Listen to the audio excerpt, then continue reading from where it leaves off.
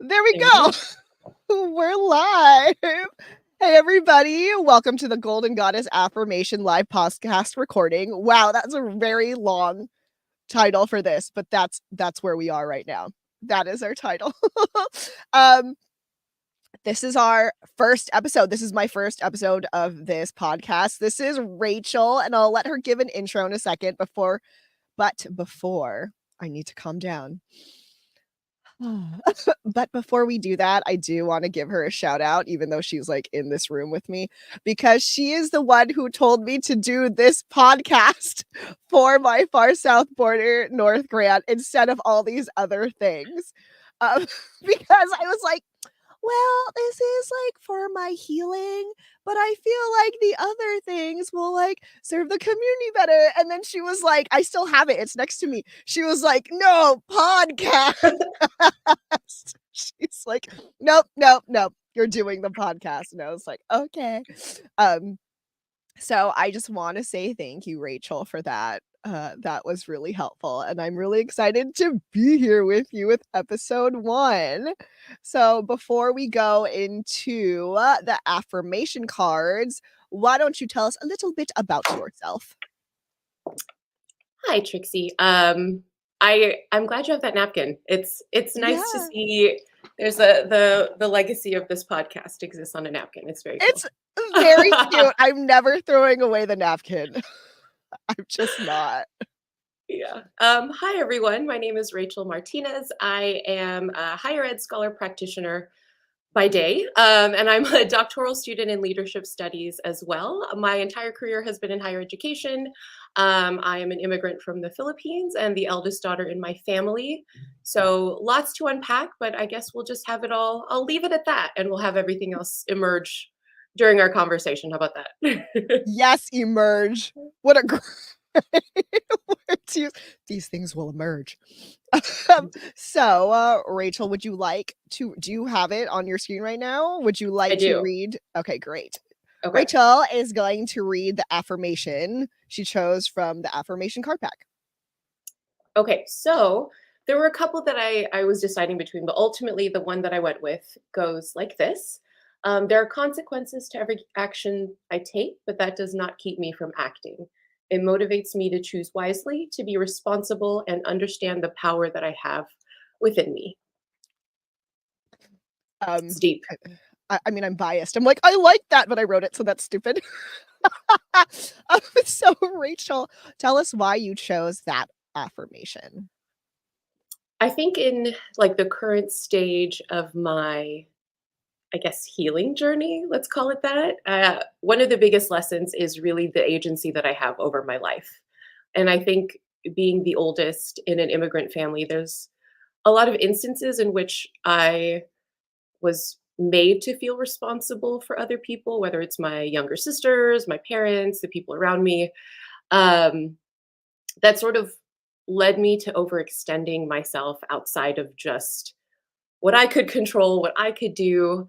And I think understanding the power that I have within me is such a strong statement to reflect like, no, I do have control over the things around me, and also that I can let go of the idea that I have control over things outside of me. So I think that within me part is really critical to this affirmation because I think being the oldest, coming from an immigrant family and having the explicit and implicit pressures to be this, I don't know, to like represent what it means to be the oldest and to be an example.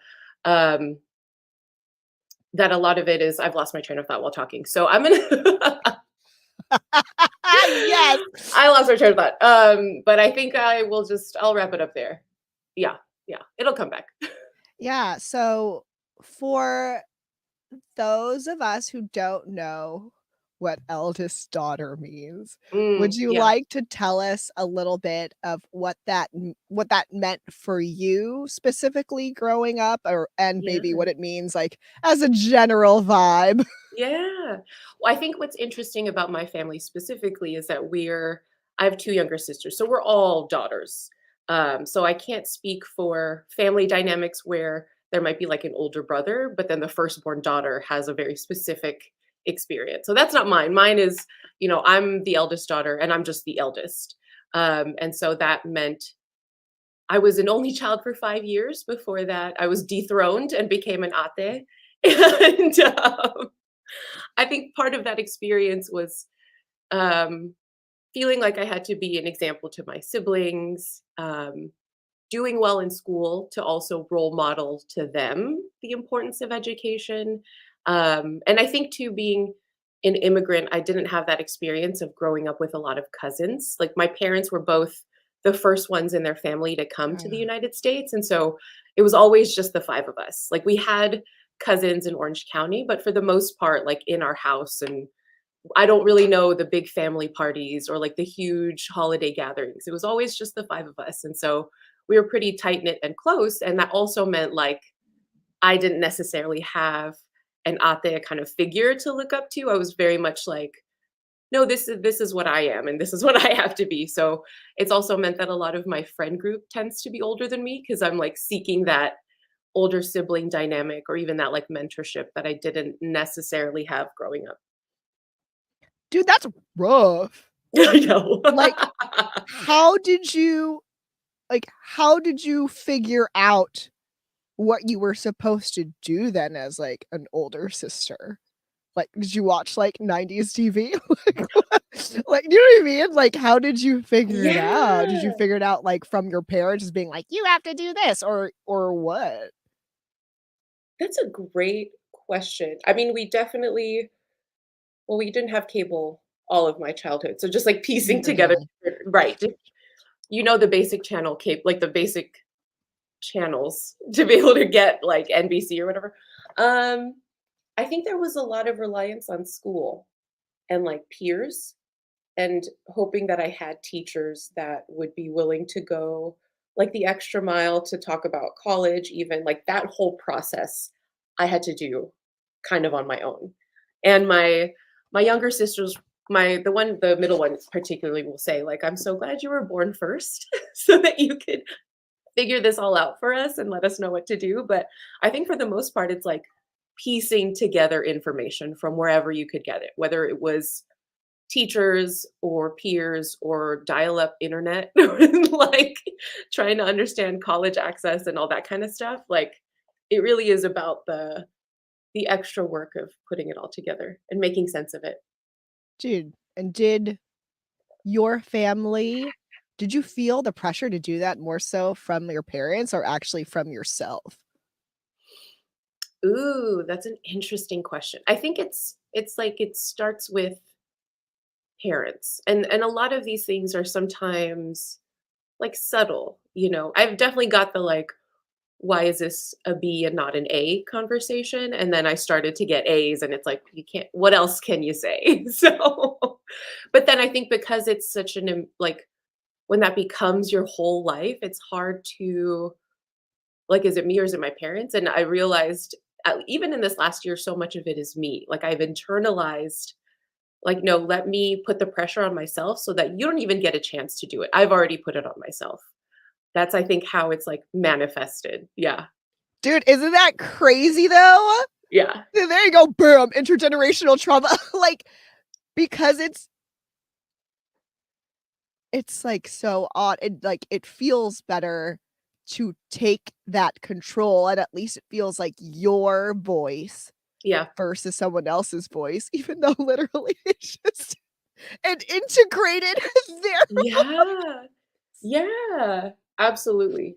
Yeah. Oh my god. And And I think too, like, and I keep talking about college probably because it's my career. So like being in higher ed, it's like a natural conversation to have. But when like my parents being from the Philippines and they didn't go to college, and so there was like limitations to how they could support me. It was like, you are going to college, but they couldn't tell me how to do it or like how to go about the process, what campuses to look at, all that kind of stuff. yeah. So then it was like they wanted me to move forward and earn degrees and stuff, but it was also I had to decide where I wanted to go, what I wanted to study, and like defending the choices that I made. And I think thankfully the like trauma of being over responsible overachiever meant that I was like really good at school. But now I'm in a doctorate program and I'm actually doing the opposite. I'm learning how to do less, but still perform really, really well, which is like a Yes. weird, yeah, it's like going against what I'm used to in a weird way. Yeah. Oh my God, the same. Same. Obviously, because you're the one who was like, you can't do three different things for this for this grant. And I was like, okay, you're right. Um, ca- uh, can you tell us how then, if you can't, I mean, you obviously cannot speak for your sisters, but kind of tell us how, because you had that role, then Mhm. how that affected like your younger sisters' roles in your family. Like, how was their lives different from yours? I'm sure like they still got academic pressure and stuff like that, but Yeah. how, yes, what, how were they different than you then, or their Yeah. upbringing? Yeah, that's a great question because like people will say like no siblings are raised by the same parents because our parents are human and are dynamic and evolve. So like the parents, my mom and dad when they were raising me were radically different by the time my second sister came along and then my baby sister came along. And so it's like you go from new immigrants trying to do everything right and trying to like be really strict to now my baby sister. I'm like, you have it so good, dude. You could get away with anything you want because as long as you're alive, you're good, right? Like it doesn't. There's less pressure, or at least that's how I perceive it. To your point, I can't speak for them, but I think the the fact that I was like the straight A student, I graduated second in my class in high school. Like it's very much not helping to debunk the model minority myth, like my entire academic career, right? Like it's Is the model minority yeah, I myth. know, I know, I know. And so like my sisters that came after me had different strengths. And I think part of my being the ate was also letting my parents know like they are not me. You can't expect them to have the same grades as me or to like do school in the same way that I do and to just sort of like nurture and accept each daughter as they are, which hard to explain. Oh my God, that's so sweet because you could have totally gone the other way and be like me, kids. If I Well, had to do this, you have to do this. I think it's also like, no, I mean, it was mediated advice of like, okay, well, if you want to move out of the house, these are the steps you have to take. Mm, Like apply to these colleges, but also get the grades that will allow you to get admitted, that kind of thing.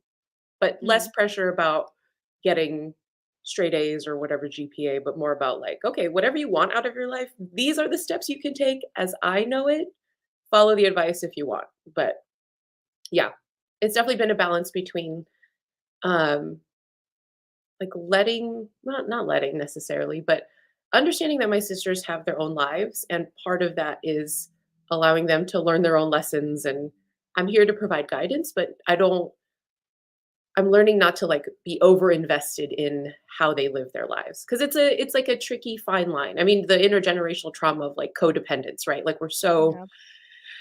overly integrated in each other's lives and like overly invested in the decisions that are being made. And I think at this stage of learning how to just focus on myself, focus on my own power, like what the affirmation says, like motivating me to choose wisely. Like I'll give you advice, I'll be whatever you need me to be as your ate, but I'm also not gonna like exert so much control over someone else because that's not how life is supposed to be. I'm learning that now. Ooh, girl. Okay. Well, so let's get into that reflection time Yeah. now. So, when you realized your eldest daughter status and it came to whatever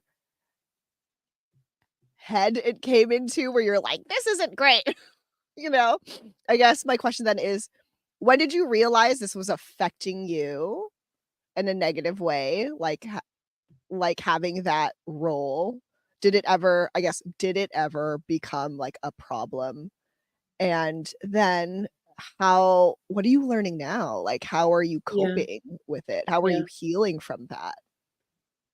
I think what's coming to mind is like the sort of like socialization of being the eldest daughter like permeates throughout the rest of my life.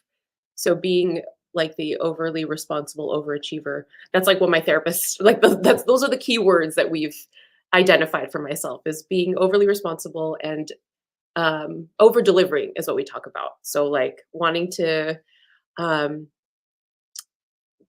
do the most and be extra and like overachieve, overperform. Um but then over time just I I I was burned out. Like I was worrying too much about so many things that I fundamentally had no control over. Whether that's with my family, right? Like, oh, why do mom and dad do this, or why my sister, whatever. But also into like work and school and um, just like being in different group projects or being in different teams and taking on more than I needed to or could handle. But because I felt responsible for the outcome. So part of like my work and my learning now is like, oh no, I don't have to take that on, or that's not actually mine to own, or that's not mine to carry, or to address, or to fix. Um, and really just like letting things play out as they're meant to and not feeling so invested in trying to fix things that are not necessarily for me to fix. And that can be in any area of life, which is really hard. It's really hard. It is really hard. Oh my god. So I'm like not the oldest sister. I'm not. I'm actually the baby. I'm the Mm, baby, but I've been told yeah, by many people that like I have older sister vibes. And it's like a thing. it's Yeah. yeah. Yeah. Like one of my closest friends like just found out I wasn't an older sister. I was like, "What? How do you not know?" What? I'm the baby. 'Cause you Um, have the vibe. because I have the vibe. Yeah. And like, because the thing is, you don't actually have to be an older sister to get these vibes because I mean, it's definitely from like family stuff and it's interesting because I do have an older brother and when I was growing up, he was like an older brother and then we're so far apart that at some point it was just like, well, he's away in Yeah. college and I'm by myself, and then it flipped. Mhm, So, like, he is my older brother, but I feel like we just feel more like siblings, mhm. and there is, like, that kind of, like, hierarchy just because like, we're adults now and we don't live with each other, and in that part of the dynamic, like, when I was in high school, he was in college, like, Yeah. there was no that, but he also is, like, the eldest brother because he's a very good son, and I feel like a shit daughter, and that doesn't necessarily have to be true, that's just my feelings coming out, but, like, he really helps him out. He's a Yeah. very good son. Um, but, I decided to friggin' be eldest daughter to, like, a million other people, and, like, I did that, like, in high school to my teacher. Like, my Mm, teacher was having a bad time and, like, was, like, literally one day because I was his TA, and he was like he looked at me so he was going through a really hard time with his family, and he looked at me one day, and he was like, "What do we do? Like, what do we do for class today?" And, like, I was like, "I will do this. I will figure it out because 'cause I've had to do those roles in my family before, yeah. like but not very often, again, but then because I was like, "Well, I did this once, I can do it now," like, it started a really long, like, habit of me being like, "Well, I can fix it, and I can Mhm, help, so mhm. I'm going to." And it was so odd looking back because, oh my god, so this was, like, for my choir class, and I feel like half the choir hated me because I was, like, kind of in charge. I shouldn't have been in charge, but I was in charge, like, I was there are leaders in class and stuff like that, but, like, I was doing a lot, and it's because in my head, I was like, "Well, can't you see, like, he's struggling, like, we have to help him." Yeah. Kind of like I didn't think of it this way, but really looking back, it's like, we have to help dad.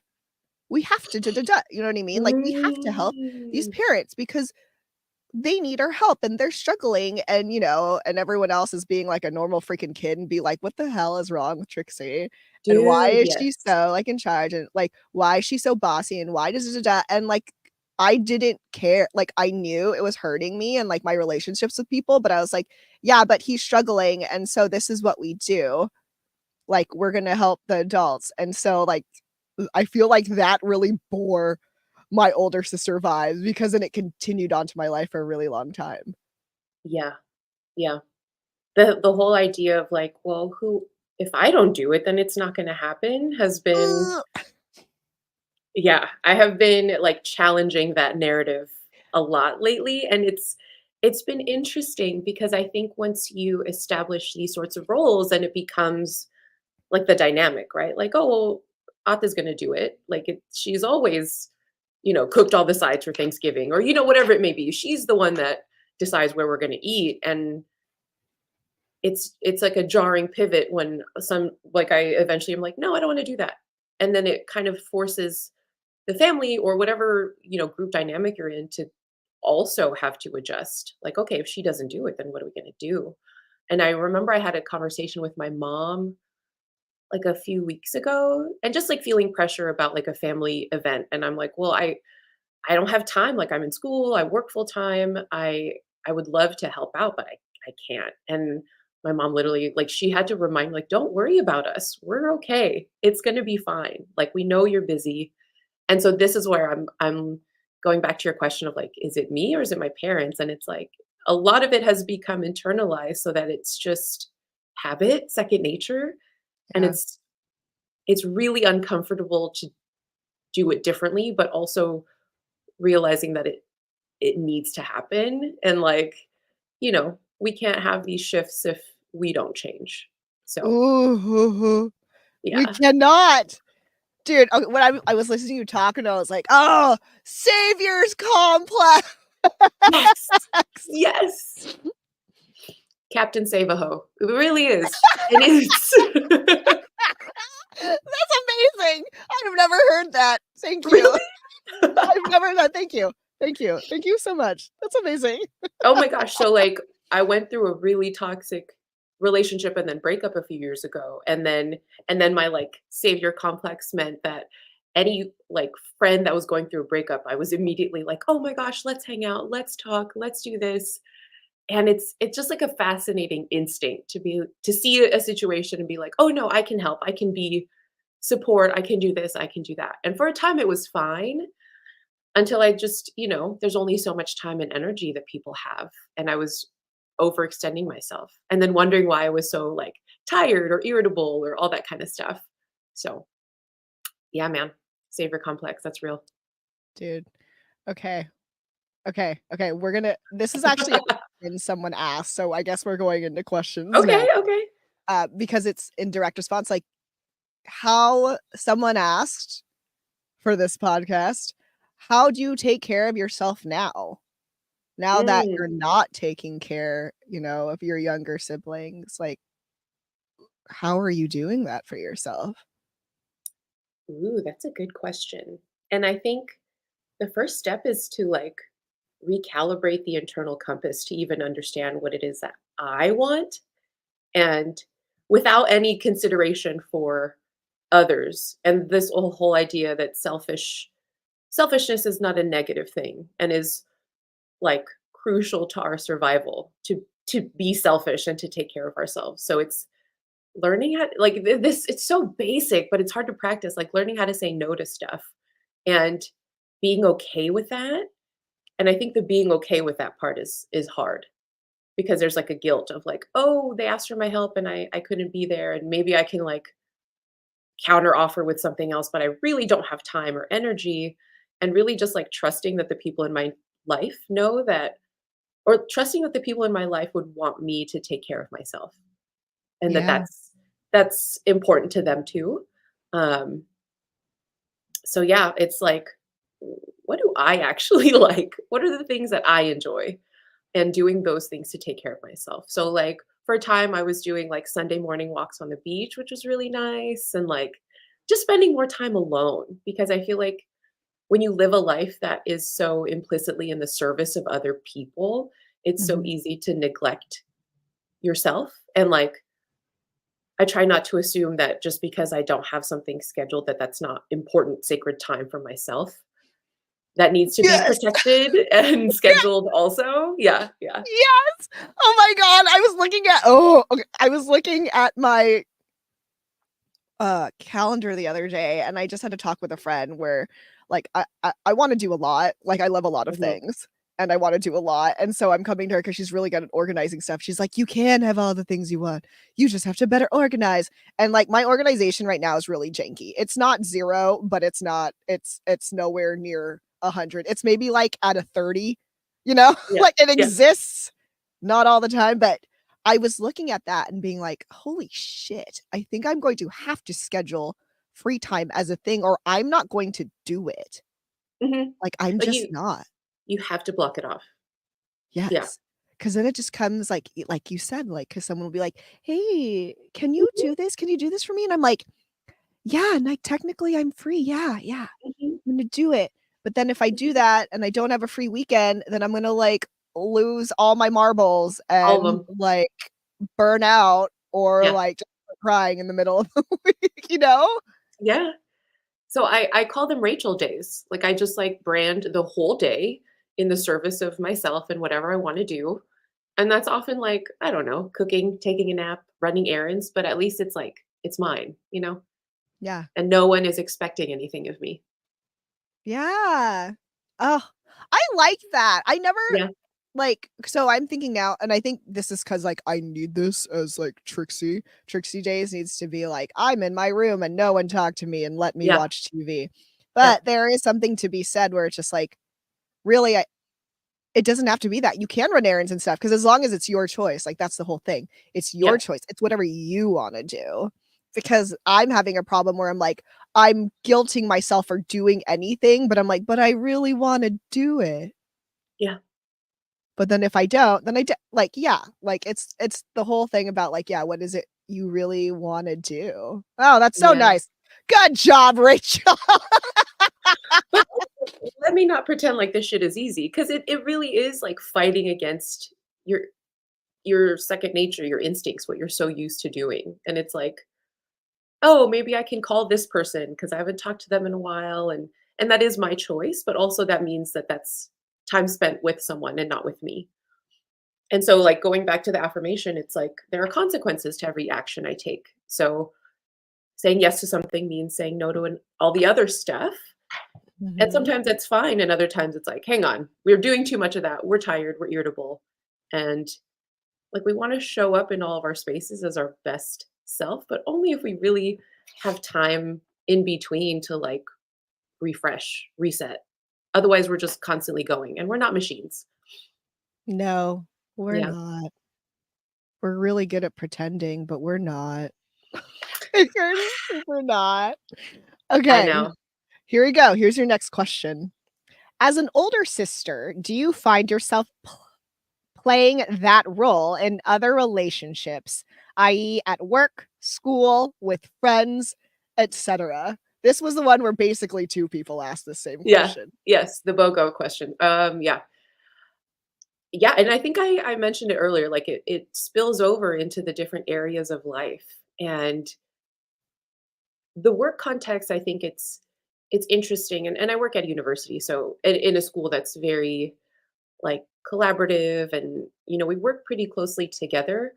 And what's easy about that is like, no, that's outside of my role, and I'm not going to overextend myself. And it's it's easier for me to say like I don't get paid to worry about that, and that's like my boundary. Like, okay, I can kind of cut it off there. I think in terms of like friend dynamics, I think it manifests in really interesting ways. I think it's not just the fact that I'm the oldest, but I think there's a level of power and authority to the fact that I'm very educated. I can articulate myself well. Like, I have degrees from good institutions. And so I think the way that people engage with me is almost like in that eldest daughter kind of way, where I'm deferred to Mhm. a lot to make decisions or to lead or whatever it might be. Um, and so part of that is like, okay, how do I navigate these dynamics differently to prompt other folks to shift also? Which means putting the work back to other people, like, okay, where do y'all want to eat? Or like, oh, I don't have time to figure this out. Like, can you just let me know? Um, or not doing anything and letting people come to me. Like, y'all want to make plans? You have my number. But because for a time I felt like I was initiating a lot of action with different friendships that I was like, oh no, you can also call me. You can also text me. I don't have to be the initiator all the time. So it is like making those changes and also making peace with it because the guilt is real. It's not easy. There's always this like level of feeling bad, like, oh, I should have done this or I could Yeah. have done that. But at the end of the day, like, it's gonna be fine. Yeah. Dude, Yeah. that was so hard to learn. Like, when I was younger, I always made the plans because no one Hmm. else made the plans, and then it Yep. was just like, "Okay, let other people" like, 1, letting go of that role is hard, and then 2, when you let go and you see other people do it, and it's not as good as you think it could be, like, Yes. Yes.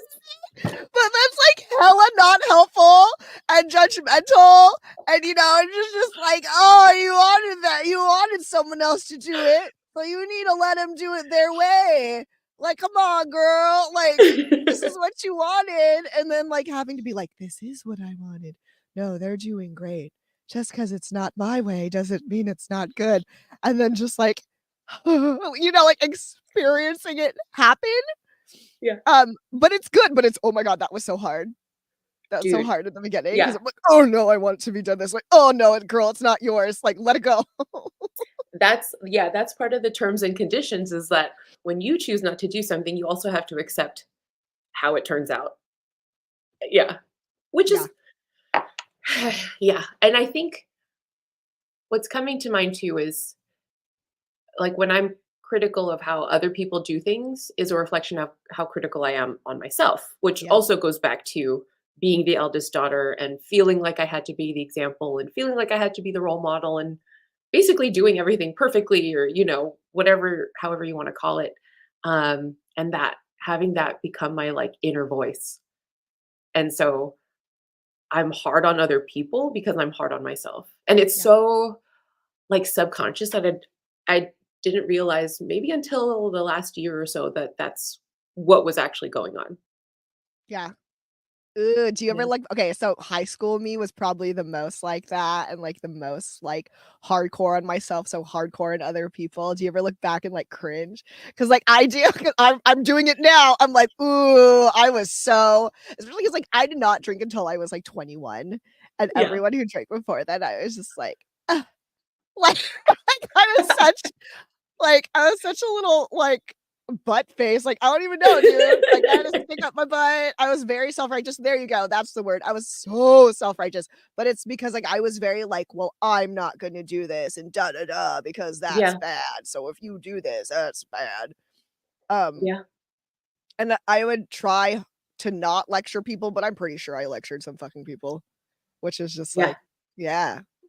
awful. And it's like, why was I doing so much? Like, why Right? did I care so much to even like speak on some stuff that didn't have anything to do with me? No, I completely agree with you. But the cringeworthy moments means that we're growing, which is good. Like, if you look back on your life and you're not mildly embarrassed, that probably means you're still doing cringy shit now. That you should be embarrassed now. Oh my god. Probably, honestly, I mean, probably, yes. Our cringy moments are our Yeah, moments of or our proof of proof of growth. growth. Yeah, Ooh, yeah. ooh, okay, okay, ooh, I hate it, but it's good, it's good, it's good.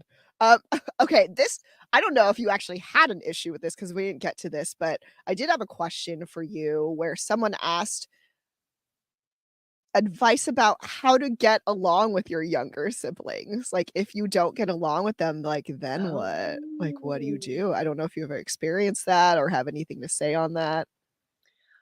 I, I mean, we were a household of sisters, so it's not like we were in a conflict-free environment, but nothing like super major that caused any rifts that were like irreparable. But I think what I do have to say about that question is really challenging the idea of what our relationships are meant to be. And I think we live in a society that expects us to have close knit relationships with immediate family. And like, it's not always going to be the case. And to not force it or feel bad about it if you're if you don't have a close positive relationship with your siblings. I think the dynamics that obviously make it challenging is if you live in the same house or if you're under the same roof or if there's some level of like dependence with each other. Um, but part of it is like we are all living our own lives and like kind of just letting your siblings figure their shit out. A lot of it is also having them fail or experience hardship or navigate challenging times that I think as the oldest, we have an inclination to want to protect them from that. But in some ways, we're robbing them from lessons that could only be learned in that way because we can tell them all we want that we've been through something similar and don't do this, don't do that, trust me, I've been there, but they have to do it too. Like they have to go through the bad friendships or the bad relationships or the getting a D in class or whatever it might be. But part of it is like letting go of the fact that you have to have some kind of something with your siblings and more just accepting that it is where it's at and you do what you need to do to like protect yourself and feel as best you can in that dynamic. Vague and Yeah. broad, but hopefully. No, honestly, I think that's really good. Like the whole thing you brought up with like these shoulds about your immediate family. It's really hard, and I think it Mhm. brings people a lot of grief and extra Yeah, suffering yeah, that they don't need to feel because we're yeah, supposed to be close with our families are supposed to look a certain way, but all that's really just like, why? That's just not how life works, and if you force it, you're gonna become more miserable, yeah. and it's just like, who said? Mhm. Like, really, who I said? I think about do you remember the show Whose Line Is It Anyway? Yes, I love Whose Line Is It Anyway? Mm. So, like, what was not made apparent was that it's actually The Secret to Life, where he says that the rules are made up and the points don't matter. Like, that's Yeah! all like, when you realize that literally everything is made up, it frees you from any expectation that anything is supposed to be a certain way, Yeah. including what family is supposed to look like, you know? Yes. Yes. Yes, you don't get extra points for burning yourself to warm someone else. You don't. Yeah. There's no points. That doesn't Yeah. exist. And I Like, think there's like, it's not easy. There's a grief involved also with mhm. not getting what you hope to have or what you see others have, and that's hard and that's real. And I know the holidays are coming up or have, we're in the holiday season and that can be hard for people. Yeah. Yeah. Did you have a question that you got from someone that we didn't go through yet? Oh, yes, but I think we touched on it. It was like, do you feel pressure to be the role model for your siblings? Which, yes. Short answer, yes, I do. Short Okay. answer, yes. Yeah. TLDR, yes. I think the other thing that was coming to mind also is depending on the age gap. So, for example, my baby sister and I are 9 years apart, and so I not only felt like her like ate, but I also kind of felt like a parent. Like the Mm, just like the gap that we had kind of changed our dynamic. Where like there are so many times where I would love to just be your sister and not feel like the parent dynamic, which I can make happen, like I don't have to buy into this idea yeah. that but my parents will often communicate through the daughter that they're not actually trying. Like it's like, "Oh, tell your sister this." And I'm like, "Tell your daughter. Why do you have to tell me to tell her?" Like this Yeah. dysfunctional communication that Filipinos and probably most immigrant families have. Yeah, dude. Um, but pushing back against those things, like, "No, I don't want to talk to her on your behalf. You talk to her. That's my Yeah. sister. I just want to hang out?" Yeah, that's so Yeah, good. That's so good. Okay. Well, yeah. it's takeaway time. Takeaway and closing time. Okay, so I know we went through a bunch of stuff, so I'll give you a second by rambling somehow. So my final question for you is, it's very just like, what do you think is the most important thing you've learned, like Mm. overcoming this eldest daughter role, like final thoughts, those things, like the things that you're like, oh, if I'm going to break this down in a couple like lines, this advice to you, this is what I would say. And so while you get to think, I will talk about this podcast. Yes. I just thought of this now. I should have thought of this earlier. So go ahead and just thank Rachel. So before Rachel answers, I want to say thank you um to her, but also like a couple people. My friend April is here and she's taking like notes and stuff for us. Rich, Kuya Rich, like helped me figure out all my technical stuff because I'm super lame and I didn't do that earlier and then I was panicking. And yeah, this is just the first episode. You could definitely go to my website, thethoughtfulbeast.com, to find the landing page for this podcast. And if you're interested in the affirmations, find that there as well. Okay, Rachel, are you ready? I Ready to think answer? Your final thoughts, final Jeopardy. Okay, I go. love Jeopardy. I love Jeopardy. Me too. I think in thinking about being the eldest daughter, it's like the what is it? Uncle Ben's with great power comes great responsibility. And being able to redirect all that power inward and knowing that you don't have to be responsible for anyone beyond you, at least until you have children, which I don't. So I'm only responsible for me. And Like, I'm doing great. Yeah. crushing it over here. Yeah. And I think there's a lot of like the journey requires a lot of self-forgiveness, self-examination, self-reflection, um, and also trusting that the good people in your life will want you to do this for yourself because it's it'll impact all the ways that we show up in all the spaces, whether it's family, work, school, whatever it may be. Like we can only be as good as we take care of ourselves, and if we put others ahead of that, then we're ultimately going to be compromised. So when we think about how long life is, if we're lucky, like this is about the long haul, you know? This isn't just about getting to the next thing, but like how do you make peace with the life that you've lived, for better or for worse, all the lessons that you've had and all the strengths, like being the eldest, it comes with a lot of like you get a lot of skill with it. Whether I wanted it or not, I was able to like leverage it in like there's a reason why I am where I am in life. And a lot of it is the fact that I'm the oldest and just like the training that I got that I didn't necessarily ask for, but you know, this was the hand that I was dealt and we're just gonna play. So yeah. Oh, that's so nice. Well, thank you so much for being here with me today. Would you like to shamelessly plug yourself or tell people where they can contact you if they have more questions? Unless you're like, no, no one talk to me. I am on Instagram, but I don't check it that often. So at RAGM, if you want to reach out, feel free to DM. You may not hear from me right away, but I will do my best to get back.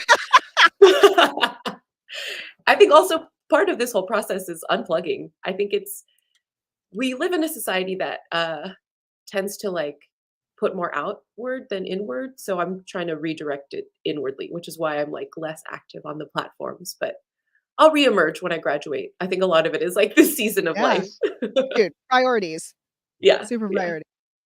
yeah. Oh, yay! Okay, so that's gonna be it. This marks April, where this podcast will end, and everything, because I still technically have Rachel for like 15 minutes, is extra footage. Oh, yay. Gonna blast down. Thanks. Okay, well, yeah, now we're just talking, Rachel. Now it's Well, just talking. Trixie, So if you're here, thank you. yeah. Thank you Oh, so you're much for welcome. having me. Yeah, I this was was like, super oh, fun. it makes sense that I'm the first one since we did the napkin thing. That makes sense. Yes, Yeah, yes. The yeah. napkin thing, forever napkin podcast, podcast. Um, yeah, no, that day was very helpful and very enlightening. Like, what is the other thing that I took away that I have to write down more? My research project is this podcast, and my research agenda is the well-being of the API community. I was like, wow, this is what I should be putting in my grants. Yeah. When I write things.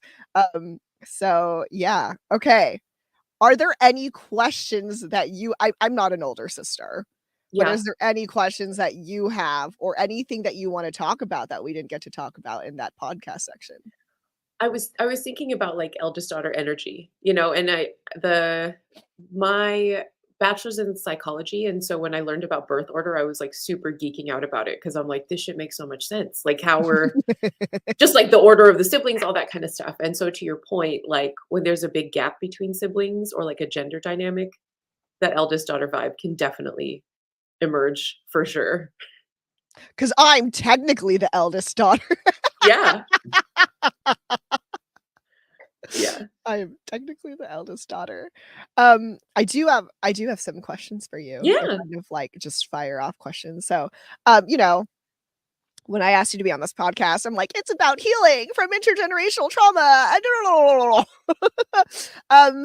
And as because you work at school, Mhm. like how have you been able to see how I guess Gen Z has been coping with intergenerational trauma or if they like actually know about it more. Like I know this is like a quote unquote like hot subject right Yeah. now, but also like how does that actually work not on social media or like any media outlets, but like for the actual Yeah. kids? If you've seen Yeah. anything or like heard anything, like if they're aware or what. Well, let me think. Because we do it I work in a graduate school, so there's like Mhm, a range of generations within. But I think what's what I'm really aware of is that Gen Z they've grown up with the digital world. Like mhm. for us millennials, we knew what it was like to play outside, to have dial up, to have World Book encyclopedias like in our Ugh, hands, not like oh my god, having the having whole wiki. a Dude, freaking yeah, the the whole like encyclopedia, like, you need an encyclopedia with all the different letters. yeah. And so they have a lot of information at their disposal. I think the thing that is needed is like intergenerational conversations because there's nothing that we don't already know about. It's just a matter of like how we make sense of it. So I think even for me at my age and like having aging parents, like I'm finally in this place of like, oh no, they're going through their own stuff too. And I think when you're younger, you kind of look at your parents as this like fixed static entity of like that's mom and dad. And mom and dad are going to be who they are. But it's like, no, they're also learning and trying to figure out the world as it's changing. So I think when we consider where Gen Z is at, well, I feel like I trust that they know more. It's just a matter of how they make sense of all of the information at their disposal, for better or for worse. Yeah, dude, it's hard because we have all this technology and therefore access to information, but, like and I don't think what I'm about to say is pessimistic, I think it's very realistic, is that, humanity technology-wise, super growth.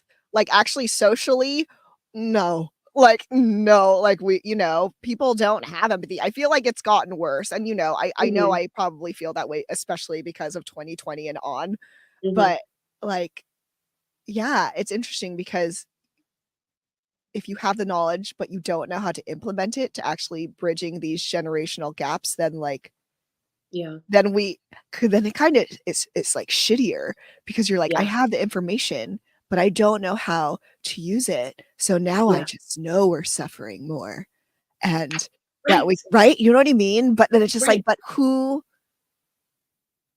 we don't teach socialization and how to have hard conversations Yeah, with people who are your authority figure or, or like in a different hierarchical space or even really with each other. yeah, Like, yeah. so that's a wrap. I don't even know what to do with that. That's sad. This made me sad. This really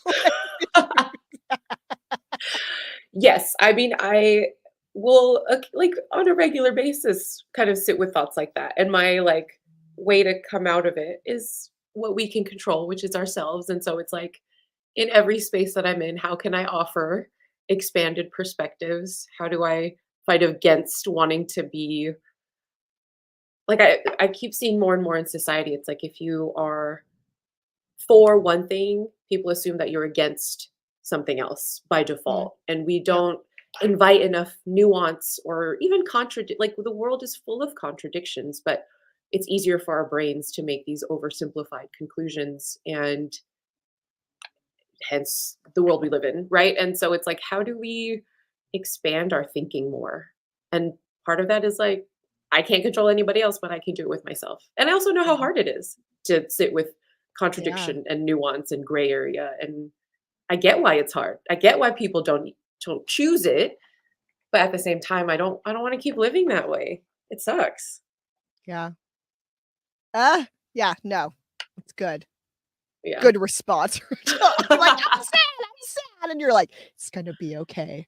You can control yourself." Yeah. No, but it's true, like, again, it does I can see why you picked that affirmation because, yeah, the control within you have yourself, it's always such a big thing, and I also talk about it a lot, like, Yeah. responsibility does suck, but when you accept your responsibility, then you actually get to realize how much power you actually have within yourself Mhm. and how much you're able to do for not everyone. I mean, it can be for everyone, but even just, like, for you, Yeah. like, you actually get to have a hand in creating your own life Right. instead of Right. just letting other people choose for you or Right. or just letting time choose for you. It's like, no, we can actually choose a lot for ourselves and do a lot and change a lot, but you Yeah. have to, like, accept that responsibility to do it first. Right. Because I think part of the assumption is that that's an easy thing to do, which I keep repeating, like, no, this shit is fucking hard. Like, So hard. this is hard. But also, like, living in a world where you feel like you're responsible for other people or things are happening to you instead of by you, like, that's hard too. So, it's about, like, I people say that, right? Choose your hard.